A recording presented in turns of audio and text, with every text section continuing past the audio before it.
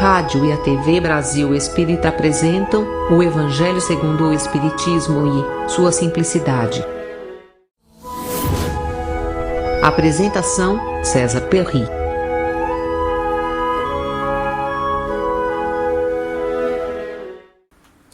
Amigos da Rádio Brasil Espírita de Maceió, mais uma vez estamos nos dirigindo a todos os internautas para mais um programa do Evangelho e sua simplicidade. Nós temos seguido o Evangelho segundo o Espiritismo, uma obra básica de Allan Kardec.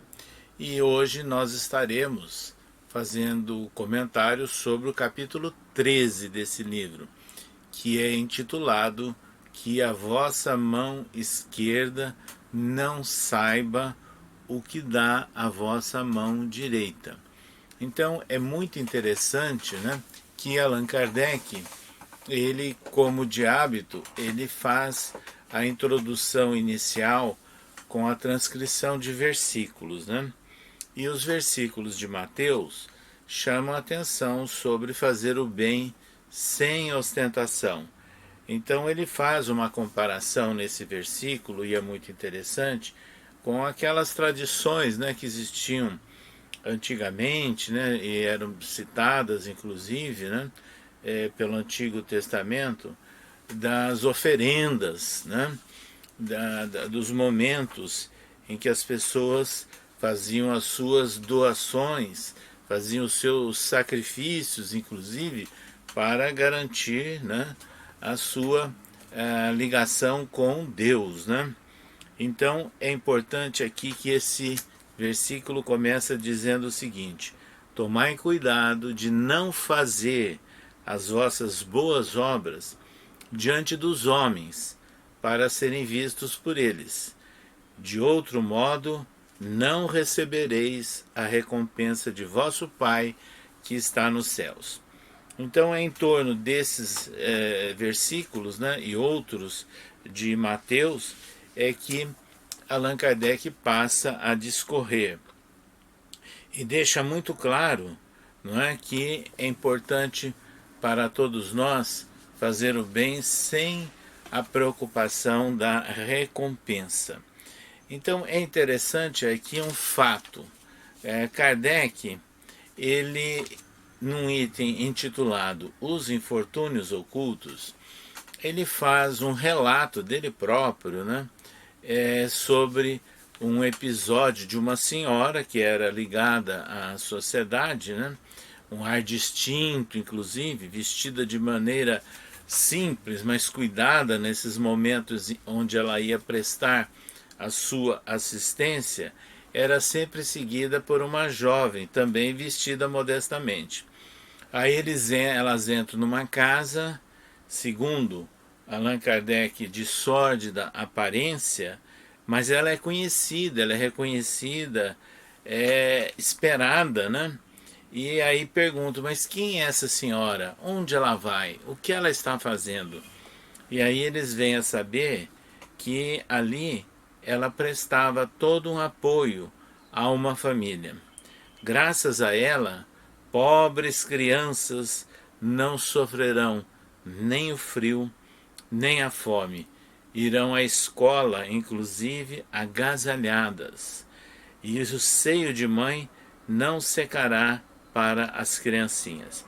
Então Allan Kardec passa a mostrar esse aspecto, de uma prática da caridade, de uma prática da beneficência, sem chamar a atenção. Isso é de grande valor para nós pensarmos também em nossos dias, e que não é o hábito daqueles que querem doar alguma coisa, mas para ficar registrado, anotado na imprensa, nas colunas sociais, nada disso. É uma atividade de doação, e a verdadeira doação é a do coração, é a do íntimo. Então, nessas circunstâncias, não pode haver essa exposição como muitas pessoas fazem no seu dia a dia.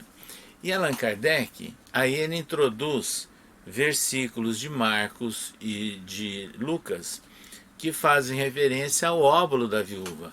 E são passagens evangélicas muito conhecidas, né? Da mulher que era muito pobre, viúva, né? E que ela chega junto ao gasofilácio. O que era gasofilácio? A palavra difícil, né? Era o local nos templos onde se depositava a oferenda, né?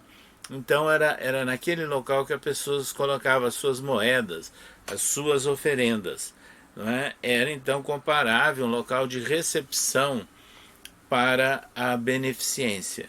E aí as pessoas chamavam atenção às vezes para as oferendas no gasofilácio, né? Porque as pessoas ricas tinham condições de depositar moedas de grande valor e muitas moedas. Mas veio uma pobre viúva, segundo o relato dos evangelistas, que colocou somente 2 pequenas moedas. Então, 2 pequenas moedas depositadas no gasofilácio. E Jesus chama os seus discípulos e destaca aquele momento. Eu vos digo em verdade que esta pobre viúva deu mais do que todos aqueles que colocaram no gasofilácio, porque todos os outros deram da sua abundância, quer dizer, do seu excesso, né?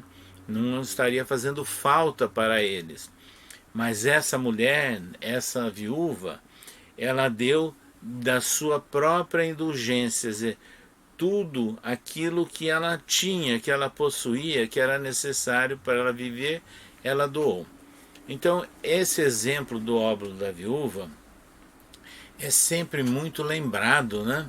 Em todas as oportunidades, para mostrar que nós não devemos fazer distinção de faixas sociais, de condições, né, econômico-financeiras das famílias, para destacar ou essa ou aquela.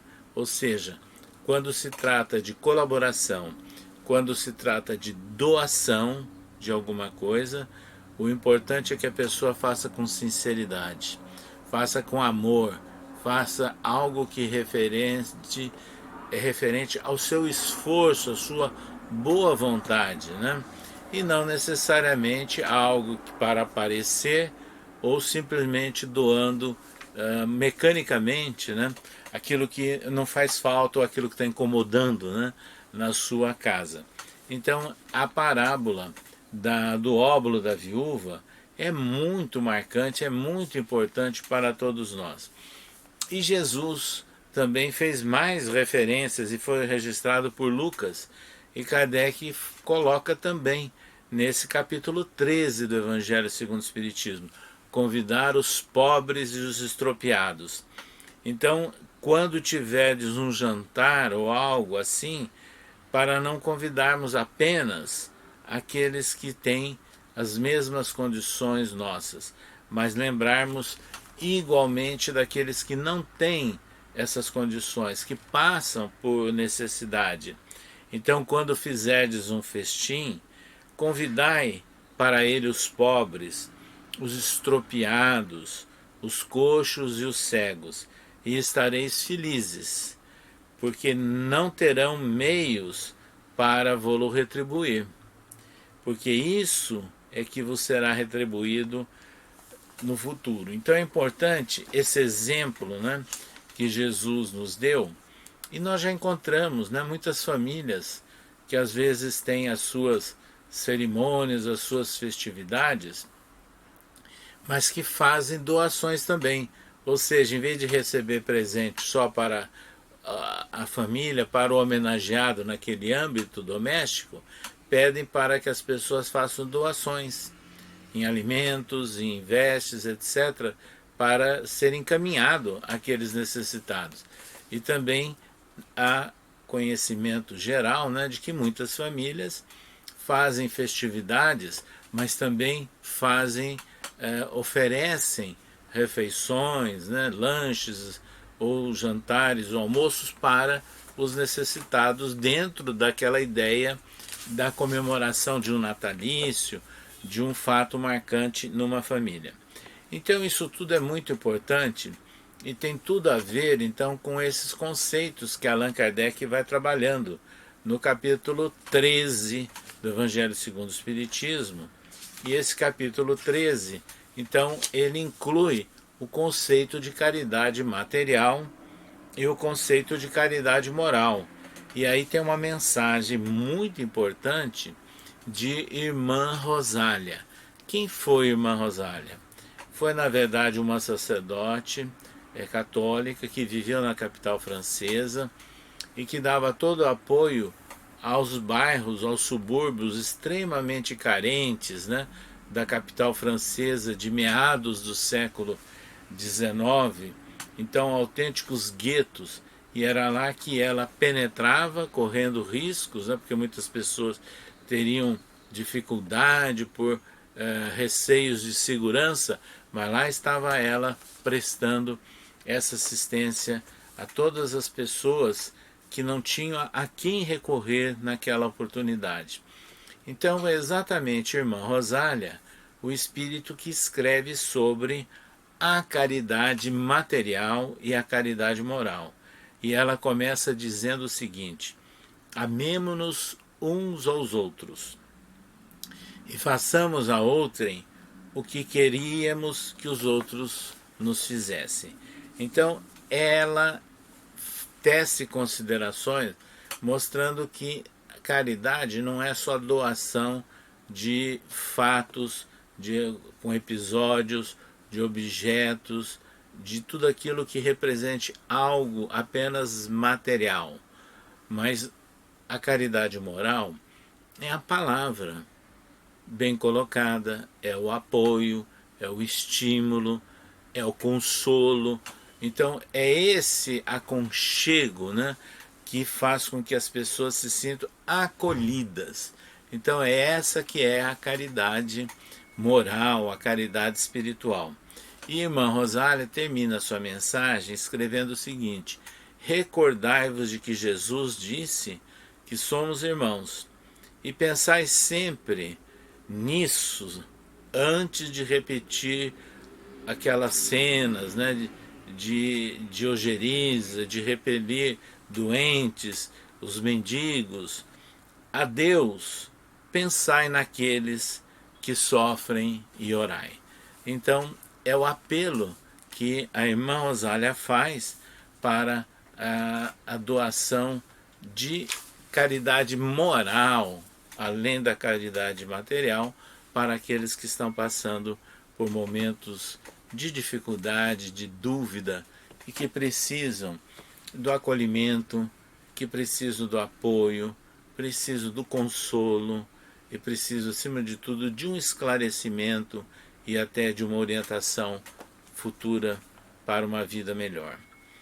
Essas mensagens todas, né, instruções espirituais que Allan Kardec reúne nesse capítulo 13 do Evangelho segundo o Espiritismo, eles são, na verdade, marcantes para nós no tocante à interpretação de que a vossa mão esquerda não saiba o que dá a vossa mão direita.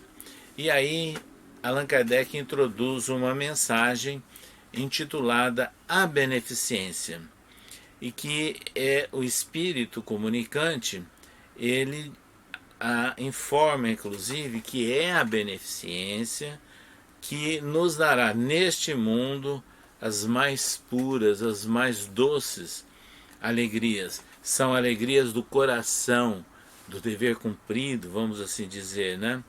E que é o contrário da indiferença. Então, quando vestirdes, escreveu o Espírito, quando vestirdes um destes pequeninos, pensai que é a mim que o fazeis. Então, isso é beneficência. E ele afiança para todos nós: colhereis nesse mundo alegrias bem suaves, e mais tarde só Deus o sabe. Então nós somos espíritos imortais. Evidentemente que tudo que a gente faz com dedicação, com desinteresse, com boa vontade, nunca será esquecido. E isso realmente faz parte, né, de toda essa mecânica de vida imortal. Ora nós estamos encarnados, utilizando um organismo corpóreo, ora nós estamos desencarnados. Mas o bem e o mal serão sempre marcantes, e nós devemos aprender a semear o bem, a beneficência. Essa é a mensagem. Daí o alerta que a espiritualidade nos traz nesse capítulo. Sede bons e caridosos, porque essa é a chave dos céus que tendes em vossas mãos. Nessas circunstâncias, esse capítulo então que nós estamos comentando do Evangelho segundo o Espiritismo, traz também mensagens assinadas por grandes espíritos que tiveram, na verdade, vivências missionárias, como Francisco, como Vicente de Paulo, que é muito conhecido em várias hostes religiosas, Cáritas, né, o espírito que adota esse apelido, esse pseudônimo de Cáritas, que tem a ver de caridade, inclusive, né? E é importante, então, quando nós encontramos essas orientações bem marcantes que podem nos dar pistas, roteiros, para lembretes para o nosso dia a dia, no sentido de abrirmos os nossos olhos, os nossos corações, nosso sentimento para com essas circunstâncias que nós vivemos nas nossas existências. A respeito da piedade, também há uma instrução espiritual em que fala que a piedade é a virtude que mais nos aproxima dos anjos. É a irmã da caridade que vos conduz a Deus. Então a piedade é a irmã da caridade que vos conduz a Deus. Então é outro sentimento, né, que está muito ligado. Então, lembrando, beneficência, a piedade, não é? O reconhecimento de que as pessoas passam também por problemas, por dificuldades, e aí nós passamos a compreender a razão, né, da assistência, por exemplo, aos órfãos. Os espíritos falam nisso, né? E hoje em dia existe até muitos estímulos, né, de apoio aos órfãos em famílias, ou apoio aos órfãos, inclusive, naqueles esquemas de doação, de reintegração de crianças no contexto da sociedade. Fala-se também de benefícios que são pagos, às vezes, com ingratidão. E são situações do mundo que nós vivemos, né? Nós somos espíritos encarnados imperfeitos. Então, é importante que um orientador espiritual, falando da ingratidão, que muitas vezes algumas pessoas recebem mesmo após terem realizado obras benéficas de atendimento a pessoas, o espírito faz um comentário e um alerta. Meus amigos, se conhecesseis todos os laços que na vida presente vos ligam a vossas existências anteriores, se pudesseis abraçar a multidão das relações que aproximam os seres uns dos outros para o progresso mútuo, admiraríeis bem mais ainda a sabedoria e a bondade do Criador, que vos permite reviver para chegar até Ele. Então nada acontece também por acaso. Mas se um dia alguém receber a ingratidão após um benefício prestado, não é razão para a pessoa ficar em revolta, em lamúria. O importante é ter realizado o bem, é ter praticado o bem.